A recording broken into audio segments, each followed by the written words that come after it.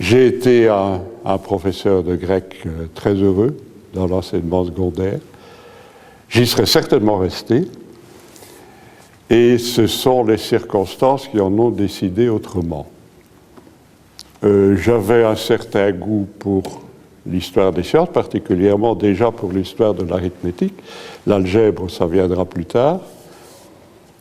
Et comme il y a beaucoup de loisirs dans l'enseignement, au bout de quelques années, j'avais, à mon rythme, fait un doctorat qui portait sur l'arithmétique byzantine du XIIIe siècle, dont l'auteur principal est un polygraphe qui s'appelle Maxime Planude.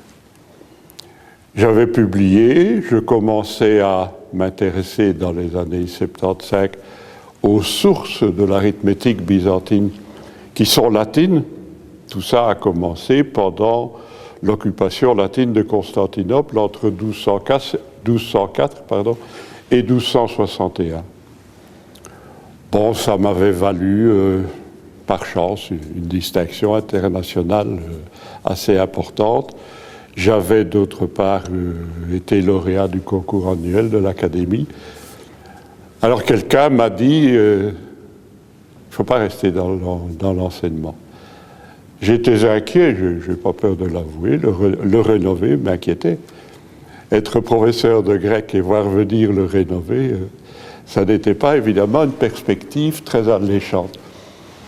Alors c'est la première dame qui a été élue ici en classe des lettres à l'Académie, c'est Claire Préau, qui était une éminente philologue, une dame extraordinaire, qui est allée, sans me le dire, trouver le recteur de mon université pour lui dire, voilà, il y a quelqu'un chez vous qu'il faudrait aider, il ne faut pas le laisser dans l'enseignement.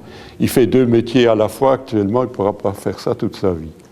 Il faut qu'il entre comme chercheur au FNRS. Ce qui fait que, sans crier gare, j'ai été directement nommé chercheur qualifié, sans passer par les stades intermédiaires. Ça posait beaucoup de problèmes parce qu'il n'y en avait jamais eu de professeur du secondaire devenant chercheur à durée indéterminée au FNRS.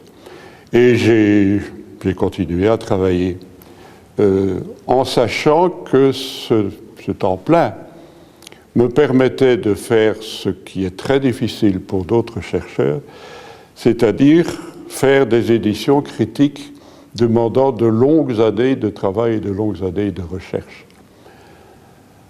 J'avais quelques articles en tête, j'avais surtout un auteur grec important en tête avec un collaborateur français qui est d'ailleurs membre associé de la classe des lettres ici, Rochdi Rachette. C'était l'édition et le commentaire d'un auteur grec très mal connu qui s'appelle Diophante d'Alexandrie, probablement fin du IIe siècle de notre ère, et qui est un cas tout à fait extraordinaire. Il fallait absolument avoir une édition définitive, d'autant qu'entre-temps, on avait récupéré, si je peux dire, retrouvé en tout cas, une partie du texte grec perdu, mais on l'avait retrouvé dans une traduction arabe du IXe siècle, à Homs, dans une des villes saintes de l'Iran. Bon, ça a pris 25 ans de travail. Donc vous voyez, quand je dis édition critique à long terme, je ne mens pas.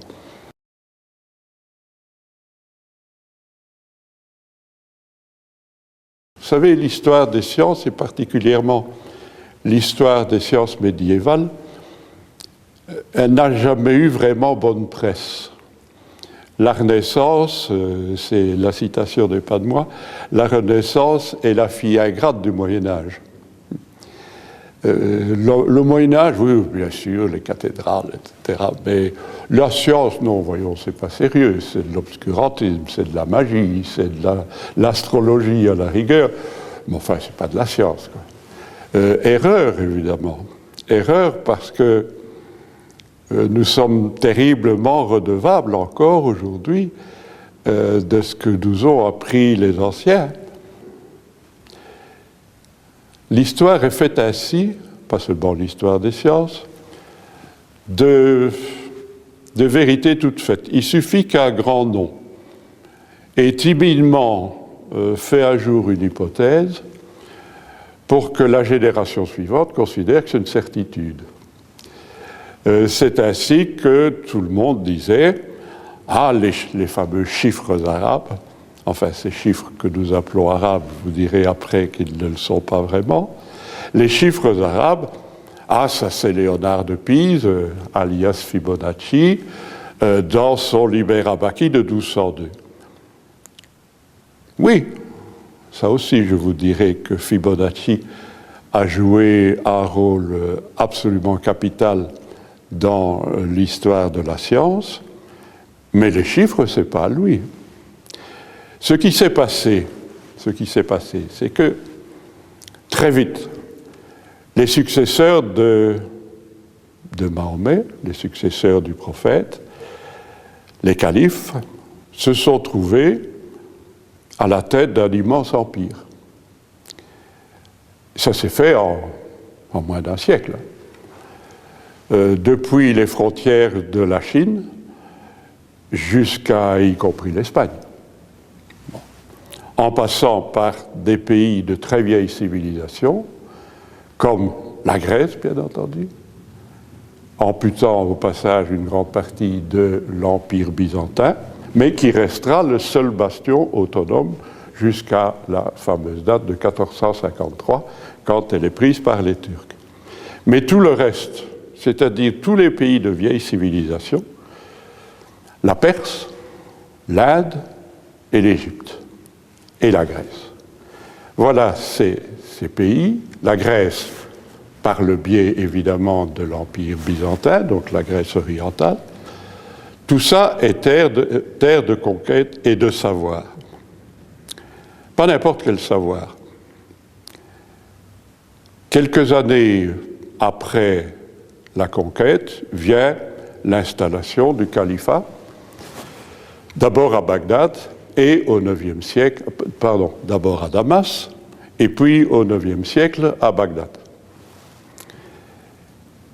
Il y a à Bagdad le célèbre calife Haroun al-Rachid, l'homme des mille et une nuits. Ce n'est pas lui qui m'intéresse vraiment, c'est son successeur Al-Mahmoud. Parce que Al-Mahmoud rêve de reconstituer, si je peux dire, bien que le nom ne sera jamais prononcé comme ça, mais il rêve de reconstituer l'école d'Alexandrie. Il s'intéresse à l'astronomie, il s'intéresse aux mathématiques pures et intervient un phénomène particulier qui est, dans ce qui m'occupe le plus, la connaissance de l'Inde. De l'Inde et de ce qui s'appellera plus tard Hisab Hindi, c'est-à-dire le calcul indien. Bon. Or, ce calcul indien, c'est tout simplement le nôtre, c'est-à-dire l'arithmétique de position avec 9 chiffres et un zéro. Nous ne savions rien de ça. Tout le calcul de l'Antiquité se faisait avec un abaque à jetons, des jetons dans des glissières. Plus tard, ce sera sur des fils tendus. C'est encore le swanpan chinois ou le soroban japonais ou le sloty russe. Tout le monde connaît les bouliers compteurs, si vous voulez. Là, c'est une révolution. Avec quelques lettres, parce que ce sont bien des lettres dans l'alphabet indien, on peut écrire n'importe quel nombre, du plus petit au plus grand. Ça ne s'était jamais vu. Le système de numération des Grecs est alphabétique, celui des Romains est tout à fait arbitraire, vous le savez. On ne peut pas faire des opérations avec ça. Et en même temps, se greffe sur cette invention géniale, se greffe la possibilité, avec des moyens très simples, de faire n'importe quelle opération fondamentale, addition, soustraction, multiplication, division, extraction de racines carrées, par exemple. Les Arabes adoptent ça immédiatement. Ils l'adoptent via un traducteur que je citais, qui venait de Khiva, mais qui se trouvait à la cour de Bagdad, c'est Mohammed ibn Musa al-Khawarizmi.